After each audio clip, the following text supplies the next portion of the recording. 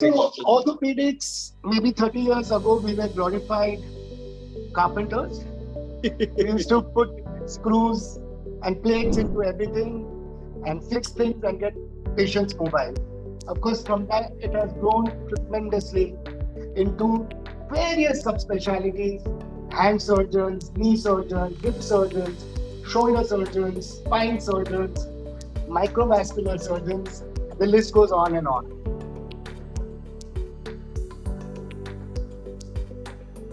Welcome to Career Talks with Mentoria. My name is Dr Arogya and I'm one of the founders and CEO of Mentoria.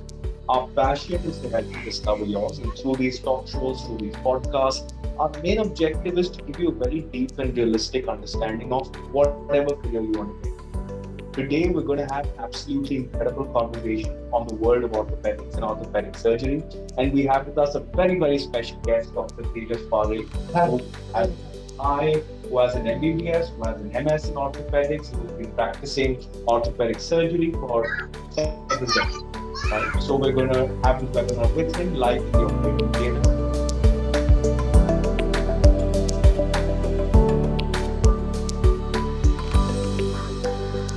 So, welcome to my surgical theatre. This is the specialized orthopedic theatre, and I'll just run you through a few things very quickly. That in the center is the bed, which is completely adjustable, so it has to adjust to the height of the surgeon himself. Behind that is the anesthetic. Here on the right, we have this is the entire arthroscopy module, where you can, when we operate arthroscopes with the entire image comes up and is recorded here. This is the fluoroscopy unit. This is X-rays and portable videos. While the patient is being operated, you can see very fine images which we can record and then operate and put wires, plates or screws into. And besides that, all orthopedic theatres have this kind of a thing which is called a laminar airflow. So if you feel air would be coming down from here. Yeah, so this is the air conditioning through HEPA filters, and the air would hit the patient and then go outwards. So there are no infection from outside can hit the patient himself. Infection is a big problem in orthopedics, so we do all these things to try and prevent it. Fantastic, super. Thanks a ton for running us through this environment. Now let's dive right into the questions. So we've got the audience who's asked a lot of questions, and of course we who have a lot of questions. But let's get into the basics first. What is orthopedics? What does orthopedics? So orthopedics, maybe 30 years ago, we were glorified carpenters. We used to put screws and plates into everything and fix things and get patients mobile. Of course, from that, it has grown tremendously into various subspecialties: hand surgeons, knee surgeons, hip surgeons, shoulder surgeons, spine surgeons, microvascular surgeons. The list goes on and on. So, yeah. What does a day in your life look like, right? Let's say a student is looking at getting into orthopedics. How do they visualize a day? So, days that I had many years ago and today are very different. Okay. Now it's much more relaxed. But I remember for the first 10 years of my practice, post getting my MS degree, I would be working 9 to 5 in an administrative position in this hospital, operate in the morning between 7 and 9, right, and then maybe grab a bite somewhere, and in the evening from 5 to 8 I was consulting. So it was 7 to 9 p.m. and I went on like that for almost 10 years. It got better day by day as I got more popular and got more patients. And now it's pretty relaxed. 3 hours of surgery, 3-4 times a week. Couple of hours of consulting, 2-3 hours. Yeah, that's rounds about 6 to 8 hours a week. So you're saying in the beginning it was extremely hectic. Yes, you had to do administrative work, and you had to do surgery, and you had to do another potential. And study, and while to gain my practice and meet people to get more popular as a doctor, sort of networking. At that time there was no networking, right, 30 years ago. But yeah, today you can do all that online. At my time it was everything field work. So what's the journey like to get into orthopedics? Let's talk about education pathways, right? So if a student decides to do, obviously the base is MBBS, right? At what time does one start choosing a specialization, and how does one decide the the decision making is As of today, very difficult.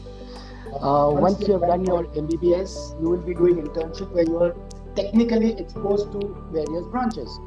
However, in those branches, you would have to be quite diligent to know what you like.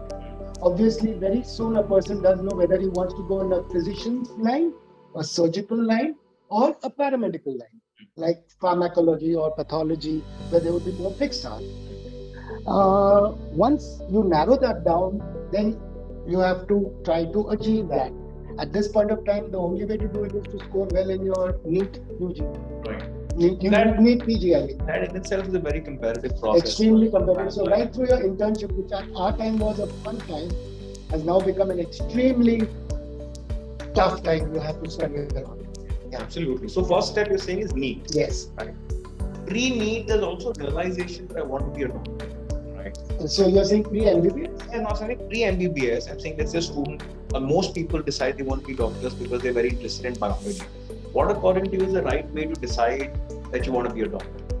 It has to come from within. The willingness to interact with people at very close quarters, right, on one-on-one basis.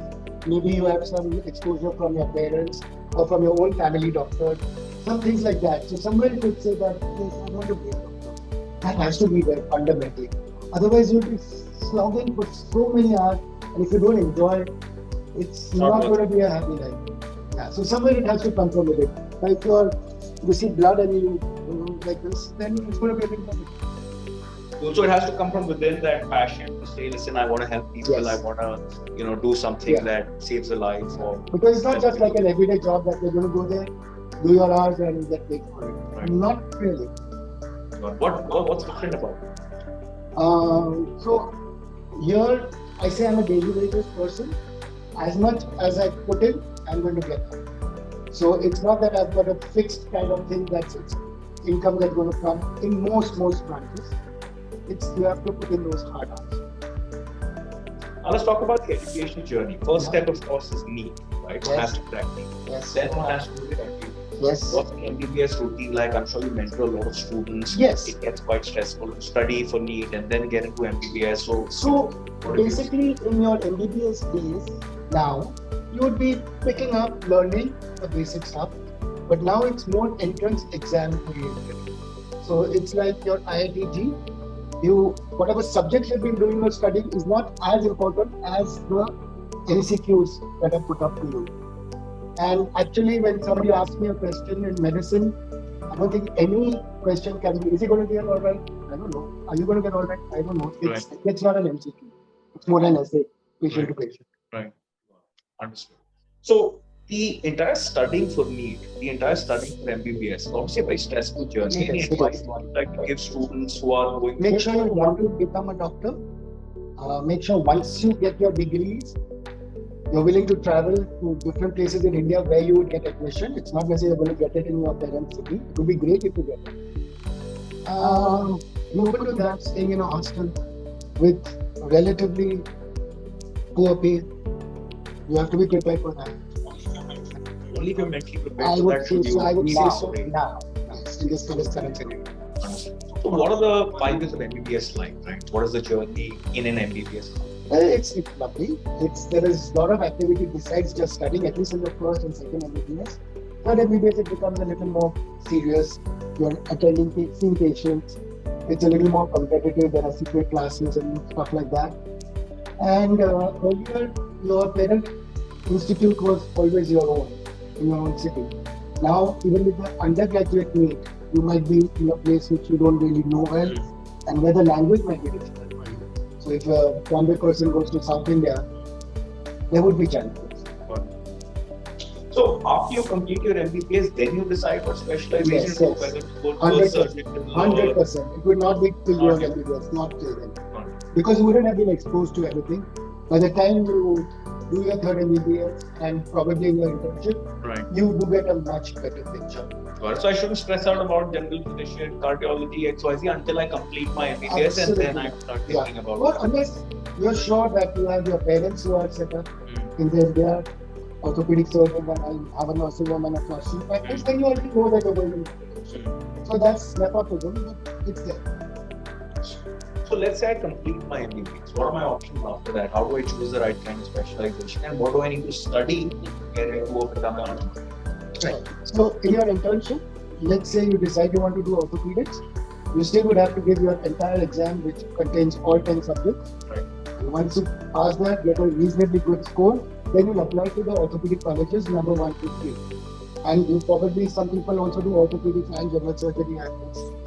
And then move on from there. So there are specific colleges that are really, really good at. Yes, absolutely. Which ones are those? Okay.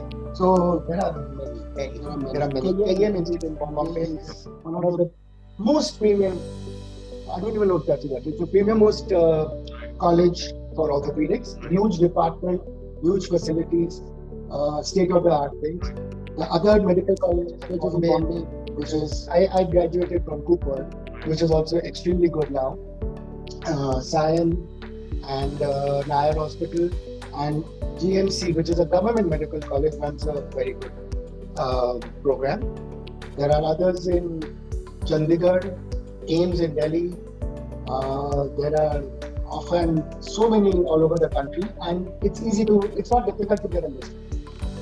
Super, sounds good. Yeah. Now I complete my MBBS. There's obviously a thought process of should I continue in India, should I go outside India? Right. How do I make a decision of whether I will continue studying my masters in India or outside India? What is your recommendation? The country where you study is the country where you should do your masters. If you were to study and do your MBBS in Ukraine, or that's Ukraine's popular now, you have to come back to India and get an SMCG, foreign medical graduation certificate. The pass percentage there is about 25 only. After that, if you are accepted into the NNC, that's the National Medical Council, then you still have to get your NEET PG and get an admission. The diseases that you study in Ukraine or China will be very different from what you study here. And plus, the language. Even though you have mastered Chinese, you have to come back here and you have to do your Marathi and Hindi and of course English. So it's a transition for sure. So wherever you practice, that's where you should study. Yes, because abroad then, if you've done your MBBS there, you would get a job here. If you won't be better off, you have to pass your FMCG, which one again, the pass percentage is 1 in 3. So, and then still you still have to do your NEET. So you already lost 1 or 2 years. So wherever you practice, you study there. Now let's say I study abroad and I come here, so in the process you give your FMCG exam, and there's something called the NEET. What is the word? NEET PG. NEET PG. So you have to give your NEET PG and only then can you. Then only can you do masters. Yeah. One of the things that's rising a lot is The popularity. NEET PG questions would be based on an Indian populace. And you wouldn't have ever studied. And you wouldn't have that first-hand information. So it might be a little more. Now, one of the things that I want to ask you was, given that we're talking about studying abroad, you've got places like Philippines or places like Ukraine or places like that are really up and coming. A lot of Indian students are going there and studying there and settling down there. What are your thoughts on that? Yeah, so currently, first is studying there, not settling down. Right. So there are two separate questions. Right. So I have an intern, an assistant, an RMO, who has done studies from China. She had to learn Mandarin. She did okay. She did her MBBS equivalent. She came here, did her FMCG. But now she will have to work for 2 years at least under us in my general hospital to pick up what the practice is locally. And based on that, then she can even think about becoming independent, not till then. I mean, coming raw out of there, you won't be able to start practicing in India. Even as an MBBS, forget MBBS. Now, when you complete your MBBS, can you start practicing, or is it essential to get an MD or an MS? You can. The familiar concept of general practitioner. So I think the concept is waning in tier 1 cities, but in tier 2 cities it's very prevalent. Tier 3, the MBBS doctor is almost gone. So Good. Sounds good. So saying that if you're in a tier 1 city, you must do an MD or an MS. I would think so, unless your father's a family physician, even they would ask you to do more, because now there are many more hospitals, there are many more corporate hospitals. You won't see people easily going to nursing homes, private small nursing homes, unless it's a gynac thing. for deliveries or something normal like that. If somebody has to crack an internship in the world of orthopedic surgery, how would you recommend it? There is no such thing as internship in There is. There is no such thing. So what do you Internship is start with? all the subjects put together for 1 year. So how do you start work in this industry? Let's say you completed your MBBS. One direction is you do your MDMS, but if you don't do your MDMS, then how do you start work in this? You have to do an MS Orthopaedics. There is an option of DOR, that is Diploma in Orthopaedics, run by College of Physicians and Surgeons, and there is a Diploma National Board, which is a national board which does its degree course in orthopedics. MS by far is the gold standard.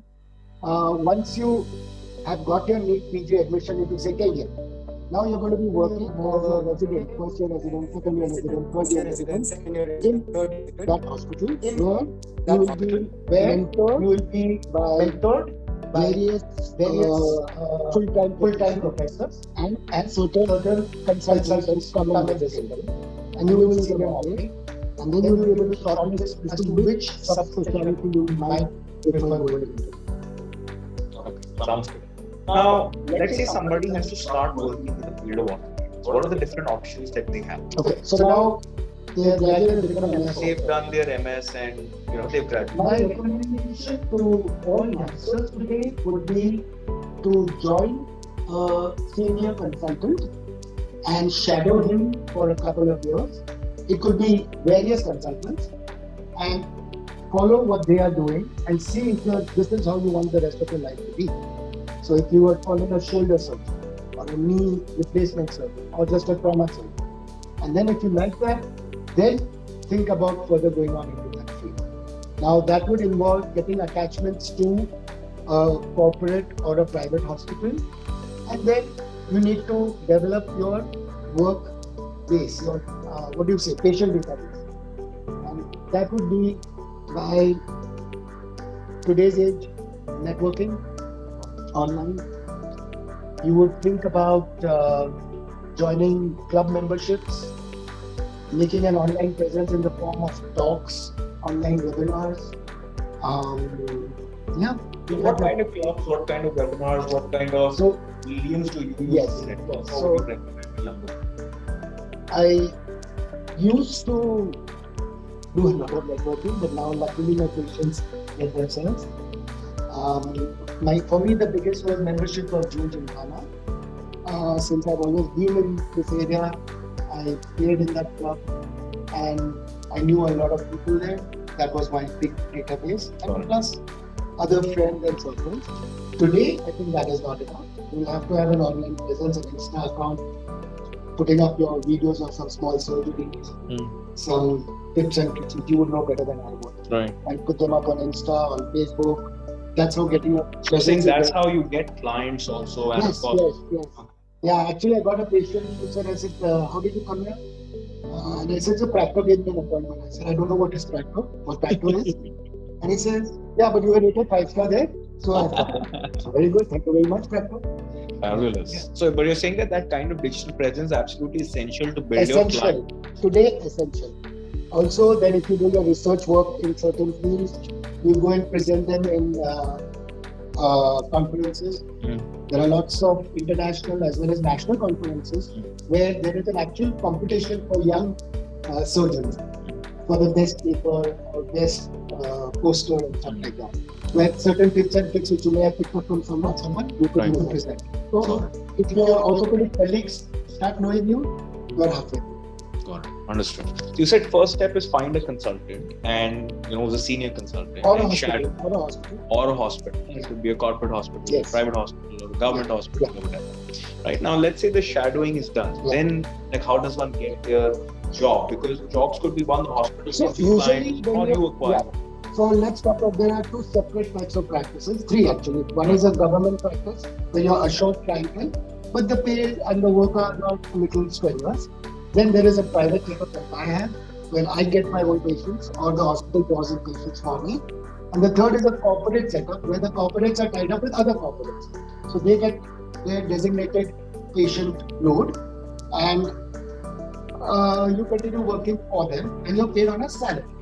Of course, with incentives. So all three are different working on it. Right. Would you run us through each, right? And how they work and how do you get there and so on? So let's say a government setup is post MS, you are selected by the Manchester Corporation or the government corporation, and you continue working in that unit. And in that unit, you will initially be a lecturer or an assistant professor, and then as the seniority goes, you become professor. You're guaranteed a lot of work. Okay? But the pay may not be the biggest. So that's a government setup. The second would be a corporate setup, where the hospital has to select you. They will normally select you on some additional fellowships that you have got from good places in UK typically, US maybe, and they select you as okay, you're going to be our trauma surgeon. And then you work there. The corporate hospital gets its own clients from other corporates, and they continue. So that's two. Third is a private practice where you go and get it from your social people around you, your social gatherings, and those patients come to you directly, and you'll be seeing them and operating on them. And is it easy to get a job as a doctor? Yeah, so as a job, if you've done your MS, you will get a job as a fellow. A fellow would be a clinical assistant to some other known person. Not a very difficult thing. You would get it. It would pay you about, what a figure? Yeah, absolutely. The figure would be about 2 lakhs a month. 2 lakhs a month. Yeah. Okay. After your MS, you can start off at 2 lakhs a month. Yes. Not everybody will get the job, but it should be possible. With a little bit of fielding, you would be able to. Perfect. And then what does the financial growth trajectory look like? Yeah, so the first 3 to 5 years, there will be no growth. Okay? Then the next 5 to 10 years, you'll start feeling, okay, now people know me, somebody's coming to me. So you'll start making some more money. After you're 40, then the growth can be exponential. It's unlimited. But not everybody is going to go through the roof. But you do really well by other... We love some figures. Yeah. So at the age of 40, earning 10 lakhs is pretty... A month. Pretty reasonable. Yeah, a month. It's a pretty reasonable. Okay, so 10 is a little more, I'd say. 7, 8 lakhs. Okay. Now, professionally, and then it should most likely, because COVID happened, so everybody salary did, but right. Yeah, it should be going. And also, it will be very different in the government setup versus the hospital setup versus the government setup gives you a stipend, so 1.5 lakh rupee salary if you are a professor, and they allow you to do private practice because people wouldn't stick around for that kind of salary. Right. So then you are allowed to do private practice outside their working hours. So the combination works. And private and corporate would be relatively similar. Corporate the hospital works out as so like it's negotiated. Ambani would be a difficult negotiator. Right. Maybe Hinduja might be a better one. So, but they are full time and they have to work only in their institute. They are not permitted to work on their own. Right. So they are given a salary, which could be pretty good, and probably then also some incentive is stuff going on. Understood. And what is the professional growth trajectory of this? You start off with doing what kind of work in the first 3 to 5 years? First, what do you generally the way I've seen it, everybody does whatever they do. Then you realize, okay, now I'm not so, I don't enjoy stitching up, I don't enjoy handwork. What does that mean? What do you mean by anything that you could get your hands on? Any fracture, any cut. I remember when you were a kid, I stitched your knee. So yeah, those kind of. So whatever gives you work, because you don't really have too much work in private practice. And then gradually you realize, okay, no, I like to do fracture. So you go more and more towards that. I don't like to do spine. So I give my spine work to a colleague. The colleague would give his fracture work to me. That kind of. So, but first 3 to 5 years, you're doing everything you're getting. Probably, yes. Then what does the professional growth look like? How does my work change every 3, 4, 5, 6 years? So then you realize what you're good at. And then you start promoting yourself in that. Going to corporate and talking, look, I do a lot of replacements, I'm good at that, and this is my technique, and this is what I do. And then, of course, you'll be telling that to family physicians, to other social media, and then gradually you may start getting invitations of that kind, the kind you want, and the kind you like to do, and what you're now getting specialized in. And day by day, honestly, your surgical skill and even clinical acumen does grow till you become clinical. So it's endless. Yeah. And does it ever get monotonous, like Never. the work? Never. Full stop. Never. Fantastic. Yeah. Now, what would you say are the most essential skills that a person needs to build in themselves, soft and functional skills, to become incredibly successful in this world? Okay, so hands-on, there's a lot of stuff. So generally, you would have to be pretty good with your dexterity to be a reasonably good surgeon. Okay, a lot of stuff is there, but just that little extra thing comes from your dexterity. So that's one thing. Today, I'm convinced online presence is the way forward. Your soft skills have to be right up there. You have to project your skills. The competition is increasing. Just by staying put in your safe environment, you will start going down the curve. Okay.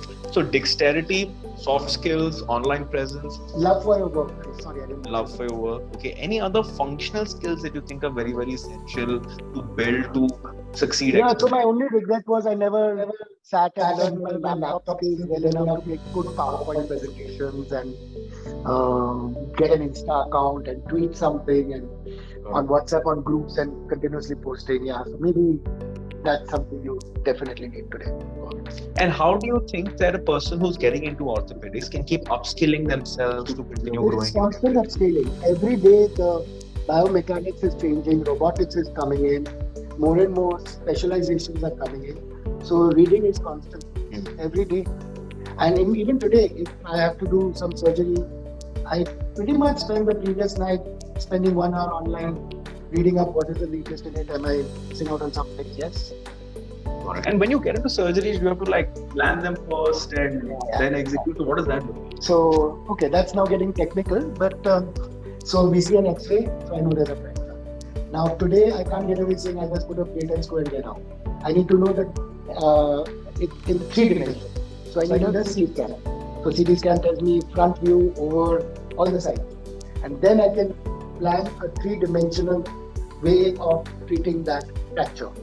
Similarly, if it's a joint replacement, it will be, we have robotics if required, where they actually tell you where to put the cut. And then depending on the patient's leg, I have to decide their measurements. In a deformity correction, we have to do a lot of homework. Actually make a visual, a model actually. Now we have 3D models also, and to decide on how things would turn around. Understood. Now, within this career, what are the subspecializations that a person can pursue? I know there are every part of the subspecialty. Yes. But any up and coming? Someone was joking yesterday, he's a hand surgeon and that guy is a left hand surgeon. So yeah, that's been happening.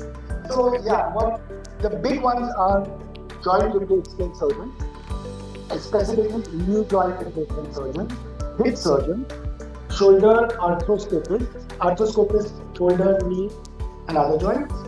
Trauma is the bread and butter for all orthopedic surgeons. Spine surgeons now are a specialization all on their own. Yeah, and then there are microvascular, so who deal with nerve and blood vessels, they take exercise injuries. Yeah, so often I've told you what I and of course, foot and ankle have become a big thing now. Fabulous. Just foot, they just do foot. Just foot. Yeah. Cool. How is automation, AI, robotics coming in and transforming the future of work? Because we hear a lot of time replacement being done by robots. Yes, well said. So robots are now machines. Robots are, you have to set it up based on the patient. There are ways of doing it. And once it's set up, the robot actually takes its arm down and puts it exactly where the new joint has to be cut. So all bony cuts are guided by the robot. The robot doesn't make the cut, so it puts it exactly. If I was doing it non-robotic, I would have to eyeball a bit, take certain external measurements, and then make my saw cut. So the robot just puts it there. Okay, now cut. So the precision is down to 1 or 2 millimeters. Of course, it's just started, robotics, and it's not really taken off because besides the initial cost, you have to stick to the company that's made the robot. Only this we can do. Right. So it's a little market driven, but you don't need to do. Okay. What about artificial intelligence or other forms of technology? Do you see it transforming the future of work within this world? Artificial intelligence ultimately will move forward. In fact, that would be a good field for persons who do orthopedics but don't want to practice. work on biotechnology, improved implants, improved imaging. Maybe we could have a 3D image rather than just an X-ray image on the table. And artificial intelligence, yeah, it always sounds good. I don't know when. If you were to give students or working professionals getting into orthopedics any word of advice about the industry, about things you would have done differently, or anything that you believe they really should know before getting into this? So, if you're willing to give up staying in a tier 1 city, you will be treated as a god wherever you go, for sure. You could have a very good, you'll have a busy life, but you'll get students and you do very, very well in a tier 2, tier 3 city. So lots of hospitals are attached to industries and you do very, very well. And relatively earlier, and the respect would be through the roof. Salaries maybe not that much, but all perks will be taken care of. So I did that in the beginning of my career for a couple of years in a place called Nagda, where Grasim Industries is based. And I was treated very, very well for almost 5-6 years after that also. Till I didn't want to travel all the time. And anything in your journey that you wish you did differently that you want to? I said that. I wish I had projected myself more on social media, online, something like that. But yeah, my journey is good. No complaint. Fabulous. One last question. A lot of people, of course, see the good side of becoming a doctor, right? Yes. There's a lot of glamour to it, and like it's one of the careers to get into, in this country. Today, you still think so? Absolutely, 100%. Right? It's a respectable line. It's a tough line. Not everybody does well. Yeah. It's the people that you see who are doing well. It's a small percentile. Correct. So that's what I want to not talk across about. The board. Yeah. What's the downside of this career? What is the bad and ugly side that most people don't see until they get it? Okay, you start making money a little late in life. When all your friends are going for parties and movies, you are studying and you're at home. I mean, working. Your pay sucks absolutely till post MS. That's already you're 30 years old. You're not saved a single rupee till then. Got it. If you enjoy the work, it's worth it. If you don't, think of other options. Oh, you have Mentoria. Yeah. Chat box, drop in your questions, and I'm going to see and answer them. So one of the things that somebody called Rachel has asked is B pharmacy a good career if we don't get into doctor? B pharmacy would be, not that I know too much about it, it's a 9 to 5 job. You need to be picked up by a multinational and become their head pharmacist. Now you could go into research, that's a separate line, R&D, or you could be in marketing. So marketing is like marketing in every field. So, but ultimately you become a glorified medical representative. But it gives you fixed salary, fixed hours. Got it. So next up, Arush is asking, is it possible to do MBBS from India and MS from abroad if one wishes to settle abroad after MBBS?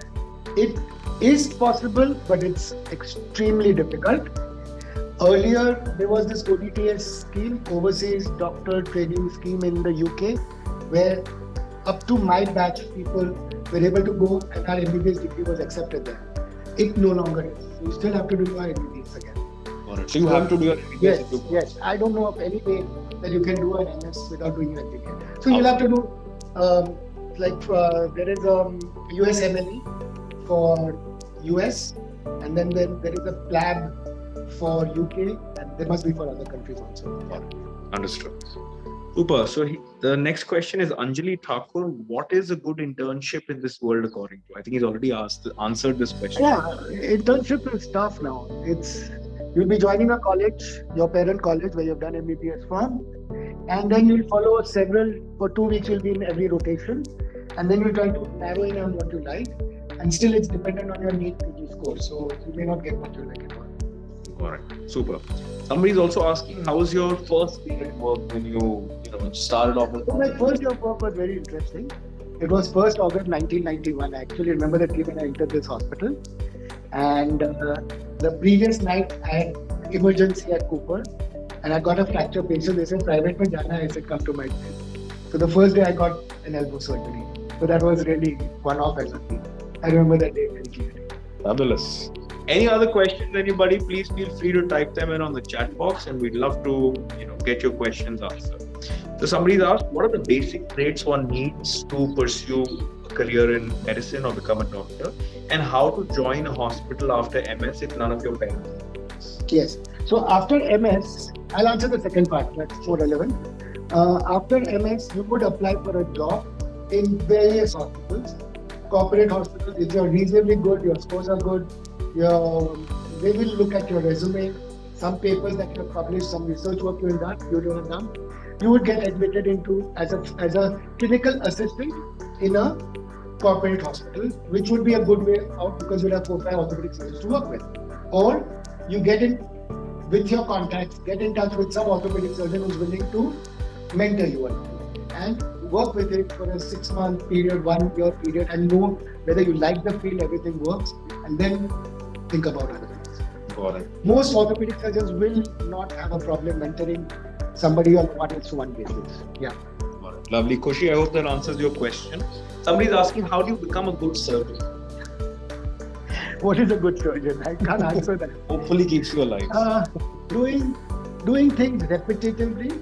So the more I do a certain fracture, I know I get better. That is one. Basic dexterity has to be there. So I feel a little sports background really helps, goes a long way. In orthopedics for sure, even as in general surgery.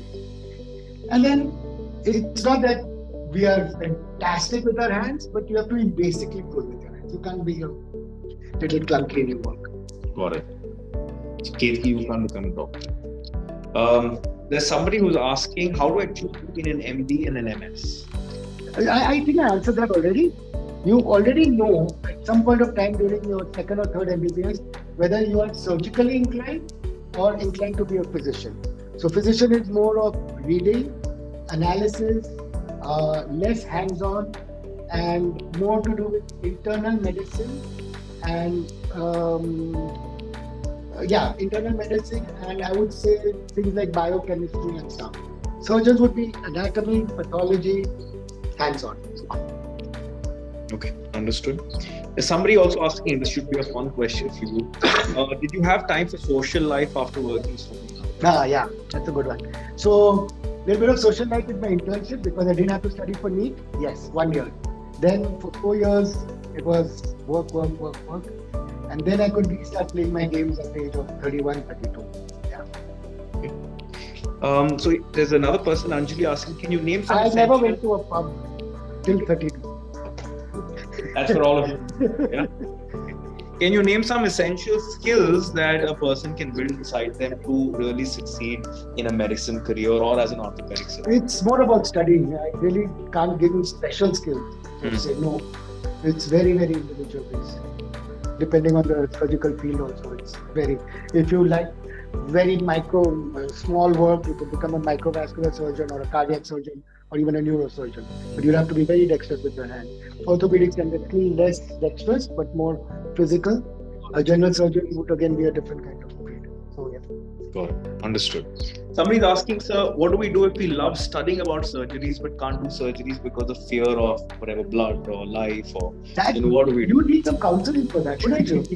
Yeah, you could answer that better. Little bit. Okay, cool.